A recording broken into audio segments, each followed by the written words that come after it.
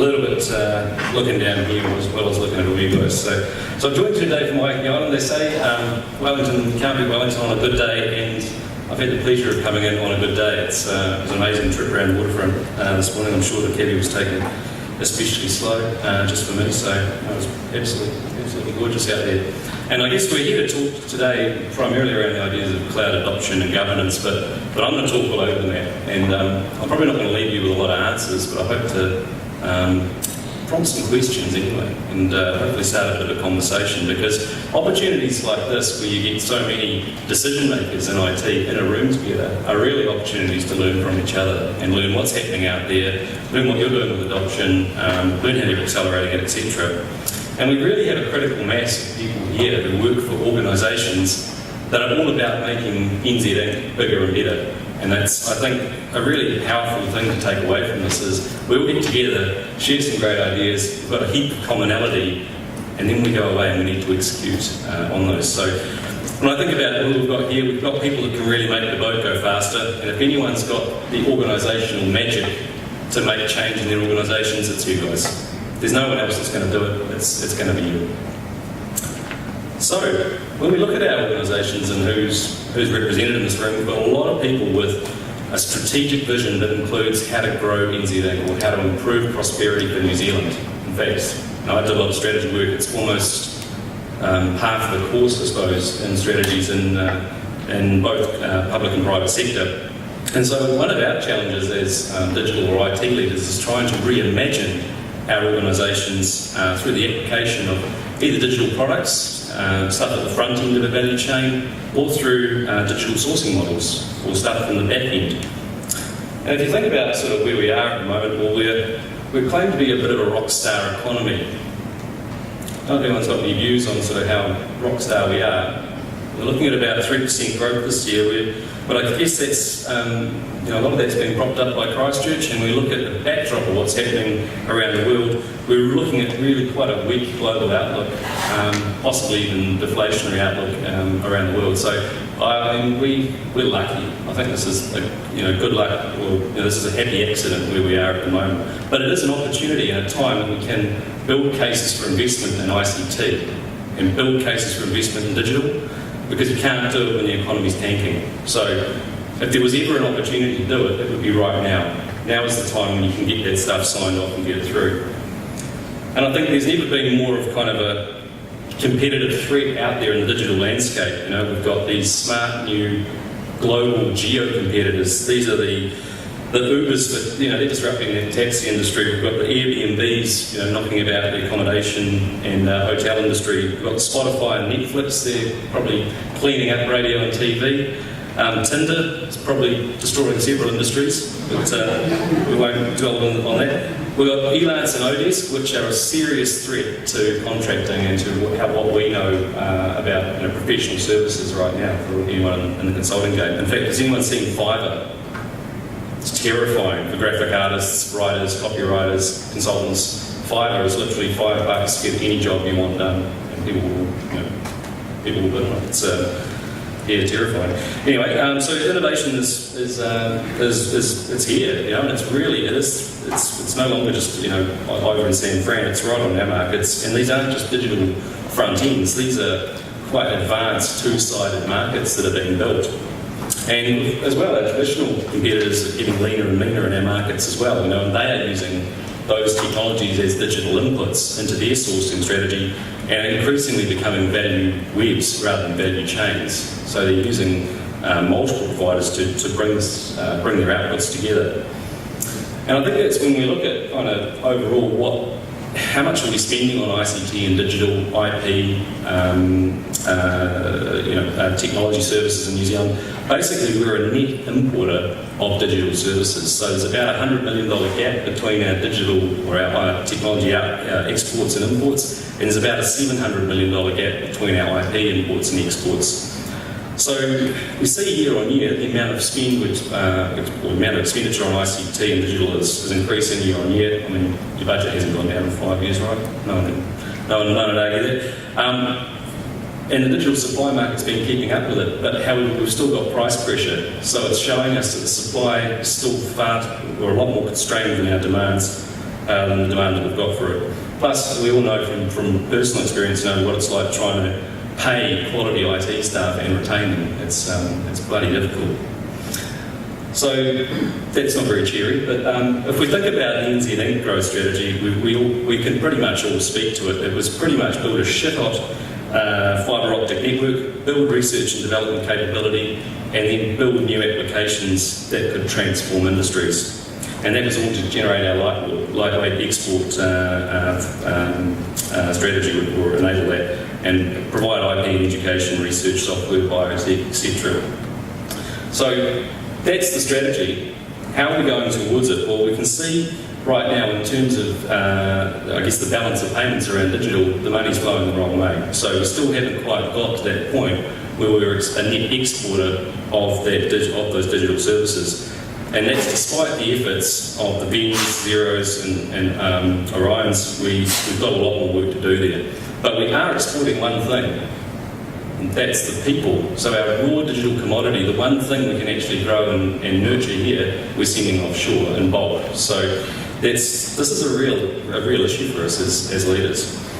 And we know now within all of our organisations, digital, cloud and all the benefits that come from these new technologies is a meet the market priority. We've just got to have it to be in business or to service our customers.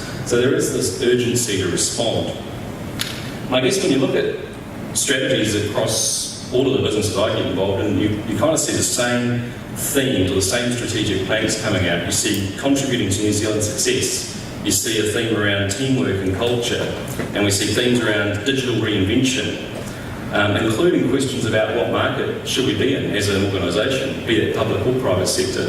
And I see as well lots of awful stuff and strategies at the moment around lots of deferred hygiene, and seeking permission to go and address it. So we've got this huge amount of technical debt we're going to go sort out, and we're going to ask permission to spend some money on resolving it. And there's lots of missed opportunities in adjacent fields. It's interesting seeing companies in the same or similar industry completely miss each other with opportunities to partner and network.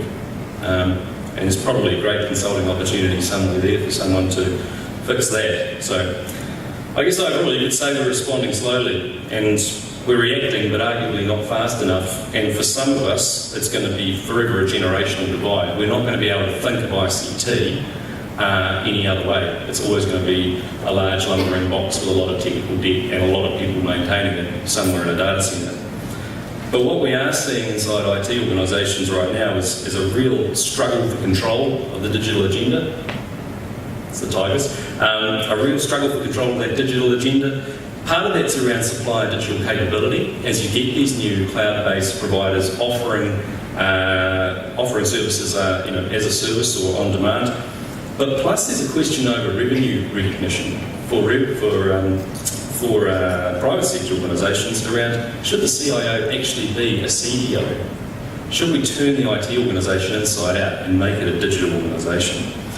So as well, in terms of IT and business response, we see lots of reorganising of teams to address the digital challenge. Some retooling and some core system refresh, but not a lot because it's pretty expensive. So that never makes a good case. And unfortunately, when we buy new technologies, we're typically taking the old methods that we'd use with our old software or our old processes and applying it to those new suites of software or services. So we're not quite comfortable yet with new methods, and those methods are like continuous delivery, DevOps, and stopping shadowing the outsourcer. We've still got a real need to control what happens in outsourced services. So how should we be responding? Well, first off, we've got to build some functioning cultures inside both our IT organisations and our interface with our business. And I think I saw a Druckerism recently that said, don't try to change the culture you've got, just learn to work with it and learn to put up with it, because it's not going to change in a hurry. And we need to start with reinventing the business models and start thinking about digital products and the digital sourcing strategies that we're going to use, because that's probably more interesting than talking about hardware and software. Because, to be honest, companies are coming through, I promise I'll talk about transformation. The transformation word is fatigued, absolutely fatigued. This sort of idea that you're going to have a one-off, once-in-a-generation transformation and that's going to be enough to keep you in market. And the reality is is that you've got to still keep selling widgets while you're transforming or changing, but that it's actually about evolution, not transformation. We need to be changing all the time, and we need to continue to keep evolving. So there's certainly technical approaches to help with that. We need to be wary that coexistence is a reality. We need to be layering our systems, differentiating innovation, engagement, and systems of record when we architect them. But also in terms of leadership style, we need to be allowing for command and control, but also for soft power, and how we're going to get a whole organisation to be willing to change and not be through command and control style management. So when we look at adoption of the cloud and web services or cloud services, SaaS, etc., the reality is more than 90% of current New Zealand enterprise spend is still traditional ICT, and it's with the same big box vendors that it's always been. So that's a depressing thought. And from a global perspective, there's going to be over 1,800 contract restructures this year, 15-16, of over $100 million. So what's starting to happen is that the benefits that the cloud providers or these web-scale IT type providers can offer is starting to differentiate them, seriously differentiate them from your traditional North American vendors or your sort of lower cost best shore vendors who are effectively offering the same model at a cheaper price point. So the reinvention of the model of the cloud is really going to drive the breaking and reassembling of those large deals. So not only are we as customers or custodians of IT organisations having to reinvent, also our partners will be reinventing at the same time. So how do we encourage adoption of cloud in firms, and how do you get this stuff going? It's difficult sometimes to try to sell the benefits of services when they incur a lot of change. And I think the key to this is generating buy-in. And it won't be through logic. It's going to be through emotion, and making an emotional case about how life is going to be better once you've achieved the shift to these types of technologies. And you could maybe use some metaphors here, like something like decimalisation. I was Googling this the other day. In 1967, we moved from pounds to dollars, and we think maybe metric conversion was another one, which was 76, I think. I need to look around the room for some insurance there. And I guess those approaches, those shifts, those quite titanic shifts, had very little ability to opt out. You were either in it or you were out.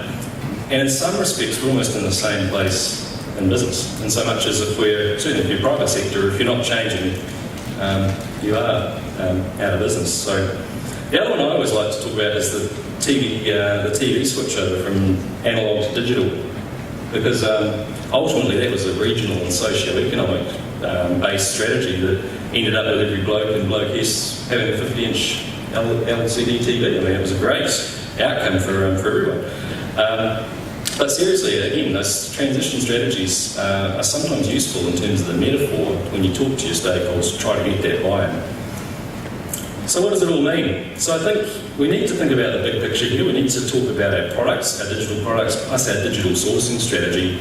And if we just focus on shifting infrastructure around, and that's, I'm going to be brutal here, if we just focus on the IaaS and infrastructure layer, then we're really missing an opportunity. And we need to be quite brutal with residual costs in your business case when you're building this stuff or building the case for change, because your competition or certainly your peer group won't be shy about taking its internal costs out when it shifts to the cloud. And successful change is based on emotion. It's not based on logic. The logic is for the execution. You need to get the buy-in at the front. And you've got to remember what part of the process you're in when you're trying to sell a change. The logic is for later, the emotion is for the start. And stakeholders will get excited about different things. As we know, it'll be what's top of their list that'll turn them on. And I guess we've got to remember to sell the sizzle about this technology, not necessarily the sausage. As soon as we get excruciatingly complicated with the details of how we'll transform, we lose our business. So anyway, just in summary, I'd encourage you to be ambitious. You really are the change leaders for ICT in New Zealand. No one else can do this. So this is, by virtue of your role, you're empowered to make these changes. And for a lot of us, we shouldn't be seeking permission. The this really is our role to go and sort out what is a pretty major part of our cost base in many organisations. And potentially it's time to turn your IT organisation inside out and actually look at reinventing it as a digital centre of excellence, not just as the IT sort of back office shop.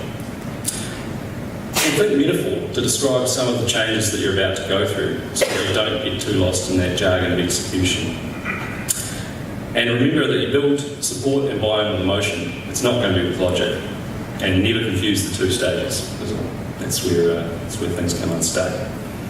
So it's a pleasure to be in such good company today, and it's good to see so many familiar faces in here. I would open up for questions, but they're probably all going to be difficult, so I'm just going to hand it over back to our MC here, and thanks so much.